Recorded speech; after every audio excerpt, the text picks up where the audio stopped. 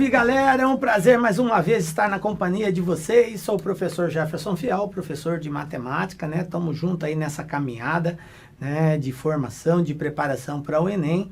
E como vocês já sabem, já me apresentei para vocês, sou professor que estou trabalhando a parte de grandezas proporcionais, álgebra e números, né, galera? E aí, na última aula, nós falamos sobre regra de 3 simples, tá? Eu passei lá o conceito do que é uma regra de 3, fiz alguns exemplos e dei o passo a passo da resolução de uma regra de 3. Agora a gente vai ver de forma prática como que o Enem cobra isso e vamos resolver alguns exercícios do Enem que já foram cobrados em edições anteriores sobre esse tema, regra de 3 simples, beleza? Vem comigo então, galera. Bom, o que nós nos programamos para essa aula? Nós vamos falar sobre regra de 3, resolver resolução de exercícios, beleza? Bom, exercício Enem. Primeiro exercício, primeiro desafio nosso, tá? Acompanhem comigo a leitura aí. Então, nós temos o seguinte. Uma empresa deseja iniciar uma campanha publicitária divulgando uma promoção para seus possíveis consumidores. Para esse tipo de campanha, os meios mais viáveis são a distribuição de panfletos na rua e anúncios na rádio local. Considera-se que a população alcançada pela distribuição de panfletos seja igual à quantidade de panfletos distribuídos, enquanto que a alcançada por um anúncio na rádio seja igual à quantidade de ouvintes desse anúncio.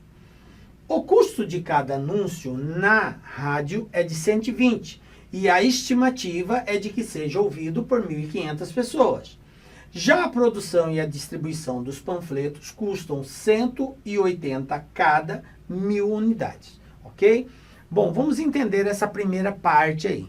Nessa primeira parte ele diz o seguinte, que uma determinada empresa deseja investir na promoção, na propaganda. Para isso, ela tem 2 meios, ou a utilização da rádio e a utilização de panfletos. Ela decidiu que vai usar os 2, tanto a rádio quanto o panfleto.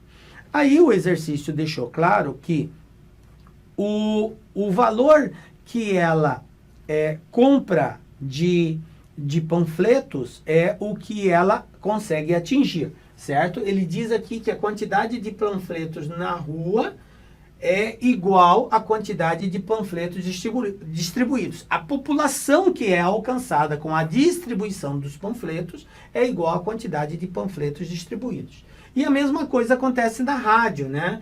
Ele fala que a população alcançada com anúncio na rádio é igual à quantidade de ouvintes do anúncio. Beleza. E aí ele nos deu o quantitativo, que é o custo. Ele falou que a propaganda na rádio é 120 e atinge 1.500 pessoas. E ele falou que no panfleto o custo é 180 e atinge 1.000 pessoas, ok? Então eu tenho 120 e atinge 1.500 e eu tenho 180 e atinge 1.000 pessoas. São 2 situações diferentes, mas ambas com o mesmo objetivo, que é fazer a promoção, que é promover essa empresa, beleza? Vamos continuar aqui. Considerando que cada pessoa será alcançada por um único desses meios de divulgação, a empresa pretende investir em ambas as mídias. Aquilo que eu disse, ela vai investir nos 2. Considere X e Y os valores em real gastos em anúncios na rádio e com panfletos, respectivamente. O número de pessoas alcançadas pela campanha será dado pela expressão. Esse exercício, geralmente os alunos apresentam um certo grau de dificuldade. Por quê? Porque ele não é um exercício que me dá um valor único. Ele é um exercício cuja resposta é uma expressão. Então eu preciso encontrar uma expressão que represente ele. Beleza, aí já fica um pouco mais confuso, porque eu não tenho que encontrar um valor, mas sim uma expressão. Então vamos lá.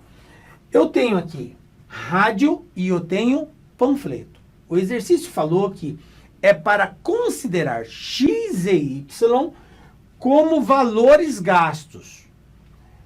para rádio e panfletos, respectivamente. Quero chamar a atenção de vocês para esta palavra, respectivamente. A palavra respectivamente é uma palavra que exprime ordem. Então, se ele diz X e Y, rádio e panfleto, quer dizer que o X está associado ao que vai ser gasto na rádio, o Y está associado com o que vai ser gasto no panfleto. Entendem a palavra respectivamente? É ordem, o primeiro com o primeiro, o segundo com o segundo, ok? Beleza. Entendido isso, vamos lá. A resposta final desse exercício, que é a expressão que vai dar o quanto ele vai gastar na propaganda como um todo, vai ser a resposta do que ele vai gastar com a rádio, mais a resposta do que ele vai gastar com o panfleto. É a soma das duas, ok? Então, nós vamos fazer dois cálculos em separado, para a rádio e para o panfleto. Primeiro, rádio. Vamos lá. Acompanhe aí. O exercício falou que R$120 atinge 1.500 pessoas. Eu não sei quanto que ele vai gastar. Tá? Então, X, eu não sei, ele falou que vai gastar X valores com a rádio, vai atingir quanto, professor? Eu vou representar esse quanto por P1. Eu escolhi representar por P1. Você pode colocar a letra que você quiser, A, B, C, D, qualquer letra do alfabeto, ok? Então, com R$120, ele atinge 1.500 pessoas. E com X reais? Não sei, ele vai atingir P1 pessoas. P1 representa uma certa quantidade, beleza? Bom, então, como se trata de uma regra de 3 simples e direta, por que direta, professor? Porque se eu aumentar o valor investido, eu vou atingir mais pessoas. Se eu diminuo o valor investido, eu atinjo menos pessoas. Então, é diretamente proporcional. E o que eu faço quando é diretamente proporcional? Multiplico cruzado. Beleza. Então, o X vai multiplicar o 1.500 e o 120 vai multiplicar o P1. Então, vai ficar desse jeito. Isolando o P1, passando o 120 para o outro lado, eu vou ter isso, ó. 1.500 vezes X dividido por 120. De agora para frente, professor, eu divido. Gente, não divida. Professor, por que eu não vou dividir? Está lá 1.500, 120 embaixo. Galera, a gente tem que ser bastante racional e aprender a trabalhar com as alternativas. Veja bem, você que vai fazer Enem, muito cuidado nessa hora. Você precisa trabalhar com as alternativas. Professor, o que é trabalhar com as alternativas? Galera, foco nas alternativas. Coloca na tela as alternativas aí. Preste atenção. Na letra A, 50x sobre 4 mais 50y sobre 9. Letra B, 50x sobre 9 mais 50y sobre 4. Observe, gente, que todas as alternativas têm algum valor dividido aí? Não.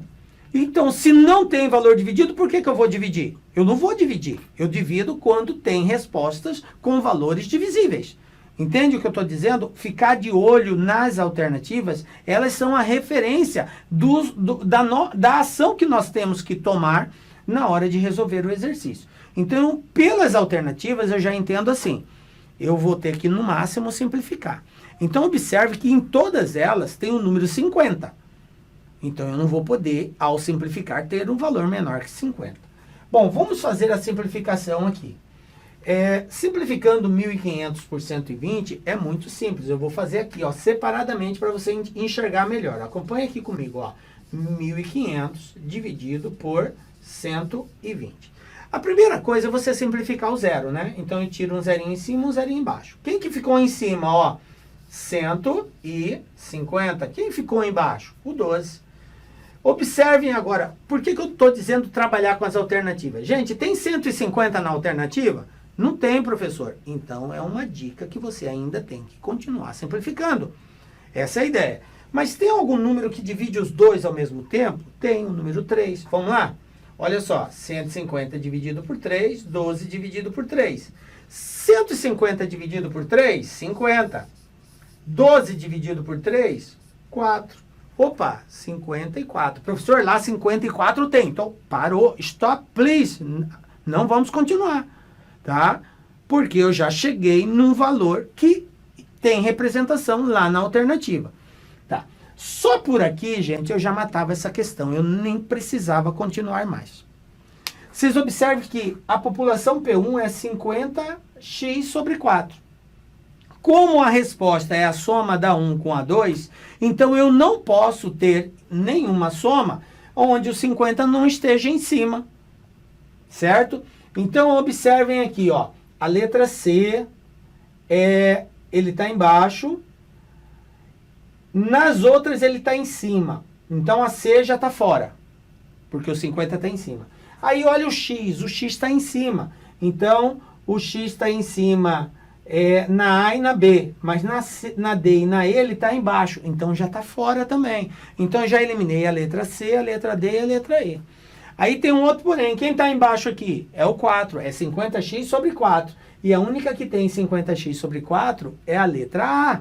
A letra B é 50x sobre 9, então já está errado. Então, por aí eu já resolveria, já marcaria a letra A e partia para frente, vamos para outro exercício, tá? Mas para desencargo de consciência, para a gente ter a certeza que de fato estamos no caminho certo, eu vou continuar a resolução.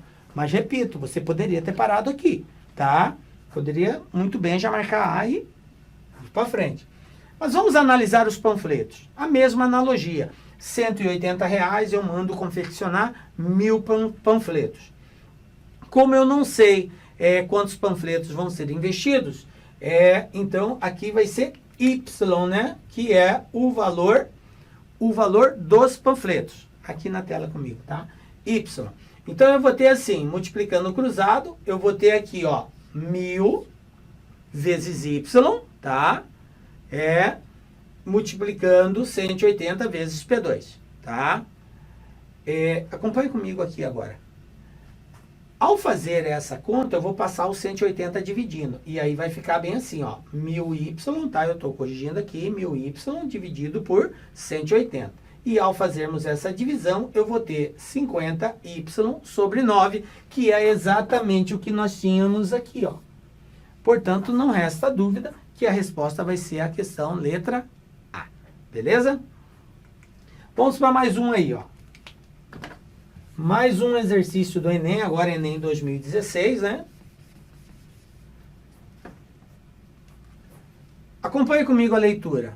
Um banco de sangue recebe 450 ml de sangue de cada doador. Olha só, 450 de cada doador. Após separar o plasma sanguíneo das hemácias, o primeiro é armazenado em bolsas de 250 ml de capacidade. O banco de sangue aluga refrigeradores de uma empresa para a estocagem das bolsas de plasma, segundo a sua necessidade. Cada refrigerador tem uma capacidade de estocagem de 50 bolsas. Ao longo de uma semana, 100 pessoas doaram sangue àquele banco. Então, observe que eu estou diante da seguinte situação. As pessoas vão fazer doação para um banco de sangue. Em uma semana, 100 pessoas fizeram essa doação.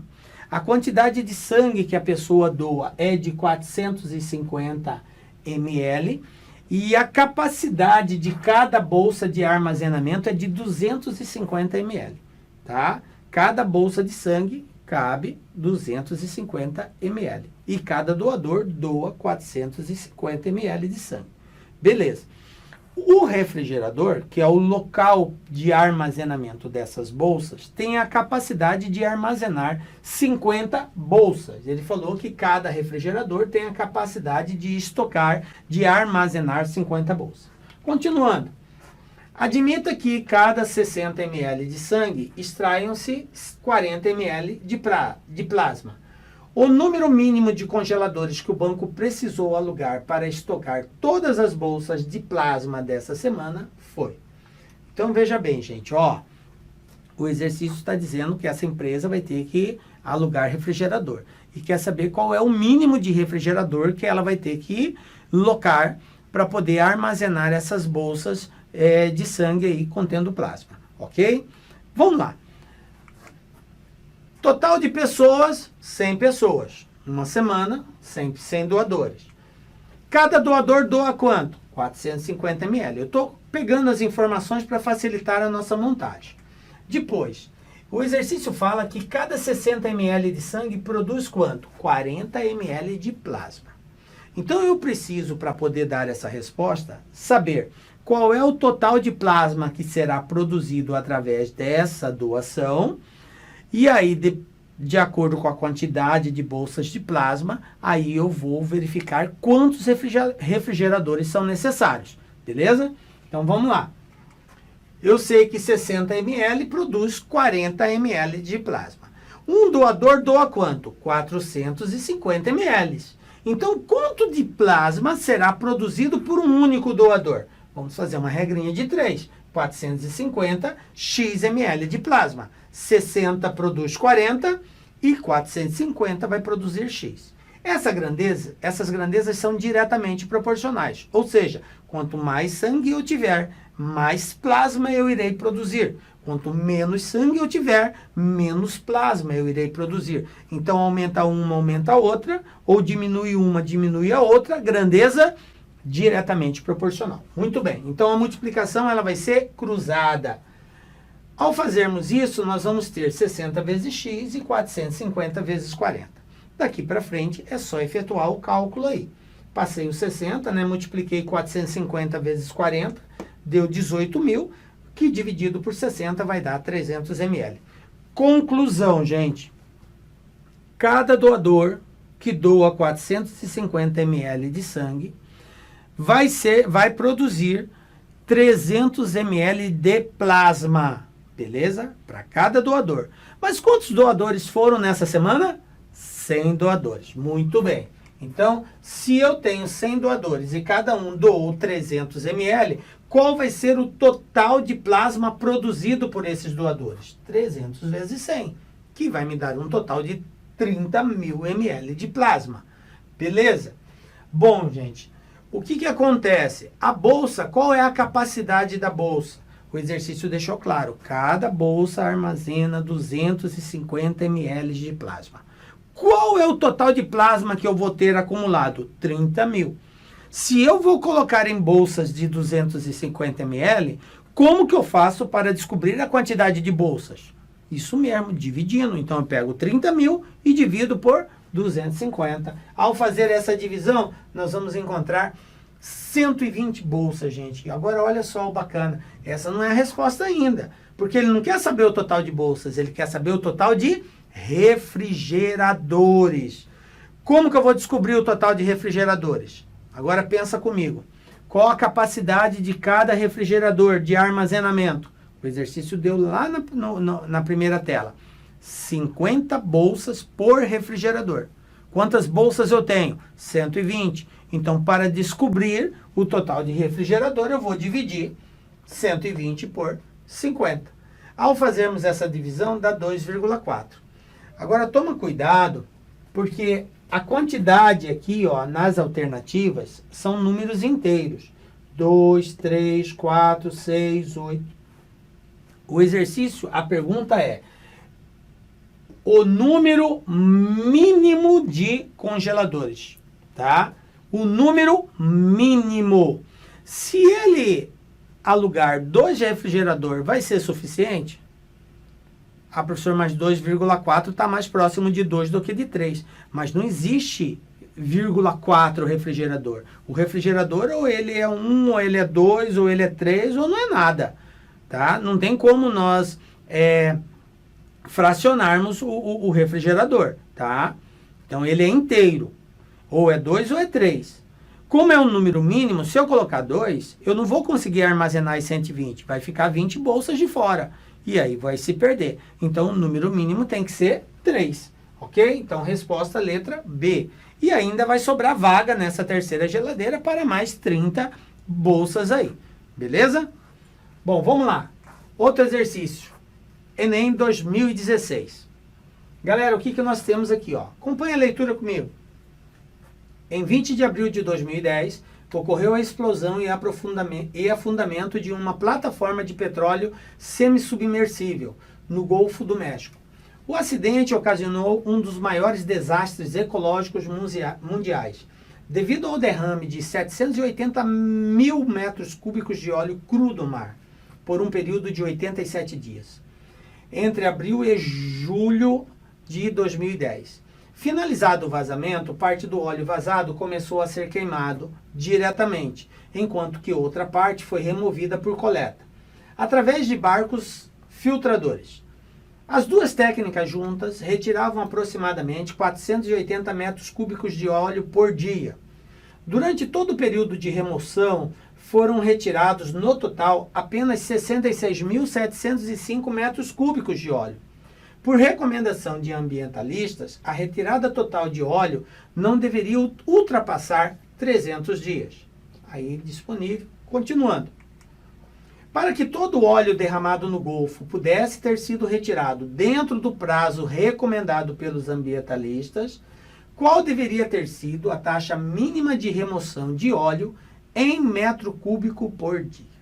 Galera, logo após essa edição do Enem, conversando com os alunos que fizeram, e foi assim, muitos apresentaram uma dificuldade imensa em resolver esse exercício, quando de fato ele era muito simples. Bastava você aplicar uma regra de 3 simples ou simplesmente uma divisão. Por quê? Porque faltou a compreensão textual. E o Enem tem muito disso, essas, digamos assim, pegadinhas. Que na verdade não é pegadinha, o Enem é uma ferramenta muito séria. O que existe, na verdade, é uma má interpretação textual, certo? Mas assim, é intitulado por vocês como pegadinha. Então tudo bem, vamos trabalhar essa ideia. Então, às vezes, como são colocadas as palavras, se você não souber interpretá-las, você vai incorrer em erros ou vai ficar preso a informações desnecessárias. O Enem tem muito dessas coisas. Por quê? Porque essa primeira parte aqui, tá? Essa primeira parte do texto, ele é o que nós chamamos de texto base. O que é o texto base dentro de uma questão do Enem, dentro de um item?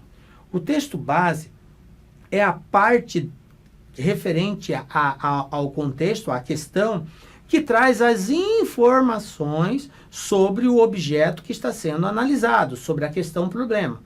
Então, acompanhe aqui comigo, ó. Ele começa dando uma data, 20 de abril de 2010. Essa data pouco nos interessa, se foi 2010, 2008, quando foi. Então, ela não nos importa. Então, a gente precisa estar filtrando isso daí. Então, acompanhe comigo o raciocínio. Você precisa filtrar. Então, 20 de abril de 2010, a data não importa. Ele falou que o derramamento foi de 780 mil. Ah, sim, essa informação é importante. Aqui tem o total de óleo derramado. Beleza. Aí vem uma série de informações desnecessárias. Acompanha aqui, olha só. Primeiro, ele falou que por 87 dias que ficou derramando esse óleo. Esse tempo que ficou derramando não importa, não faz parte da pergunta. Eu só preciso saber o total que foi derramado. Aí ele fala os meses, novamente, e aí ele começa a informar qual é o formato de recolhida desse óleo que foi derramado. Ele diz que uma parte é queimada e a outra parte é recolhida por navios. E aí ele dá quantitativo. Olha aí a confusão que ele gera na cabeça do indivíduo. Ó. Ele falou que tira 480 por dia, ele falou que já se tiraram 66.705. Essas informações, na verdade, galera, elas não são necessárias para o exercício. Por que, professor, que elas não são necessárias? Porque o que eu preciso estar atento é no comando. O comando é o enunciado, é a pergunta que é feita, que eu tenho que responder. E o comando está onde? O comando está lá no final. O comando está aqui, nessa outra tela. Olha o comando aqui, ó. Para que todo o óleo derramado no Golfo pudesse ter sido retirado dentro do prazo recomendado.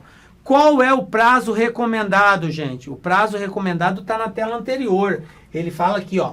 Por recomendação de ambientalistas, a retirada total do óleo não pode ultrapassar 300 dias.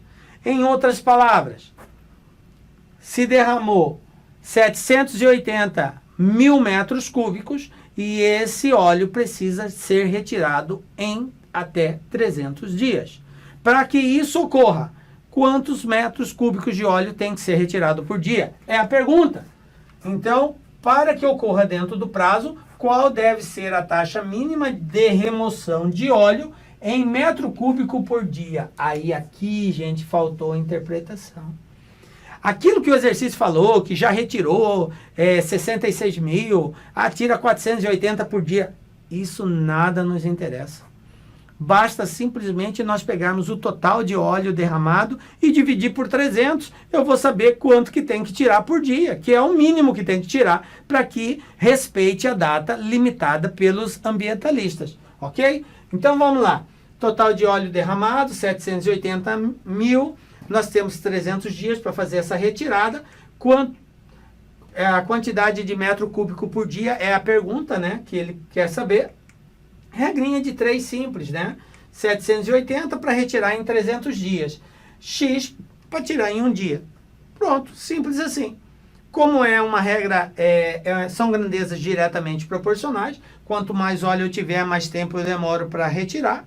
Então, diretamente, é só multiplicar cruzado. Eu vou ter aqui o seguinte, 780 dividido por 300, 2.600. Então, a quantidade de óleo que precisa retirar por dia é 2.600 metros cúbicos. Observe, gente, que é muito simples. Se você tivesse enxergado que era uma divisão, você já faria isso logo de cara. Pô, 780 dividido por 300, eu vou saber quantos metros cúbicos de óleo vai ser retirado por dia. Beleza? Deixo aqui meus contatos, tá? Fiquem à vontade, pode perguntar, estou sempre à disposição para atendê-los, tá? Dúvida, pode mandar perguntinha. E a gente vai estar junto aí nessa caminhada, gente. Sabemos que não é fácil, mas é possível porque Deus está contigo. Nos encontramos na próxima, com a graça de Deus, porque só Ele nos dá a certeza de estarmos aqui. Um beijo forte no seu coração e até a próxima. Tchau, galera.